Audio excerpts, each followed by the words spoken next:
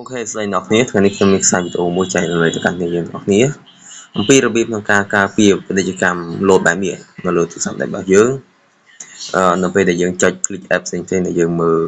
YouTube មើល TikTok មើលស្អី Facebook ជាដើមនៅជិះវាលោត app រញ៉េរញ៉ៃដូចអ្វីដែលខ្ញុំបានបង្ហាញលើអេក្រង់នេះអញ្ចឹងយើងអាចការពារមុនគឺថាការពារផ្សាយជាព្យាបាលយើងអាចទៅដាក់កន្លឹះការពារវាមុនគឺថាធ្វើរបងមុនដើម្បីកុំឲ្យមានបញ្ហាពេលក្រោយវាពិបាកក្នុងការធ្វើនេះដូចជាស្ដែងក្នុងវីដេអូនេះអញ្ចឹងវាលោតរហូតងាកលោតអញ្ចឹងវាពិបាកមែនតើអ្នកនរគ្នាអូខេឥឡូវយើងទៅដាក់ទាំងអស់គ្នាយើងគ្រាន់តែចូលទៅទូរស័ព្ទដៃរបស់យើងហើយអ្នកនរគ្នាចូលមក setting មកសម្រាប់ទូរស័ព្ទដៃ Android អ្នកនរគ្នាគឺ iOS ខ្ញុំក៏អត់បានដឹងដែរអ្នកនរគ្នាចេញចូលមក setting នៅរូបកងចក្រនេះតទៅទៀតអ្នកនរគ្នាអូសមករកពាក្យថានេះអ្នកនរគ្នាយើងយក more connection មកហើយអ្នកនរគ្នាយកកន្លែងនេះយក private DNS នេះអូខេហើយអ្នកនរគ្នាកន្លែង private DNS អ្នកនរគ្នាចុចលើនេះមក private DNS provider hostname អូខេអញ្ចឹងអ្នកនរគ្នាវាយពាក្យថា DNS អូខេ DNS .edgard អូខេយើង .edgard អូខេ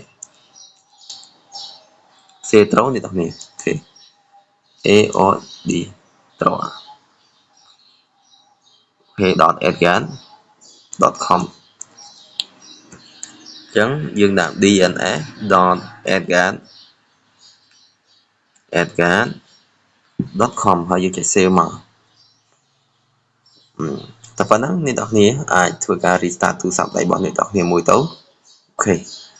អញ្ចឹងអ្នកនរគ្នាបានដាក់ security គេថា website នេះគឺ website មួយដែល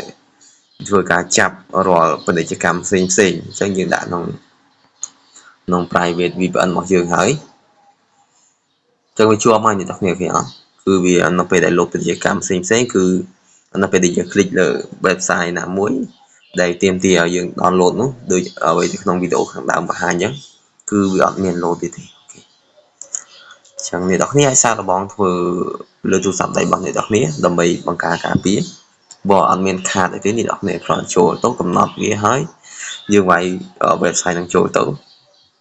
អ្នកនរគ្នានឹងទទួលបាន security ទូរស័ព្ទដៃរបស់អ្នកគ្នាមួយយ៉ាងល្អប្រសើរហើយអរគុណអ្នកនរគ្នាសម្រាប់ការចំណាយពេលវេលាតាមដានទស្សនាខ្សែវីដេអូមួយនេះហើយកុំភ្លេចជួយ subscribe ជួយ share ដើម្បីតាមវីដេអូថ្មីជួបខ្ញុំក្នុងខ្សែវីដេអូក្រោយបាយ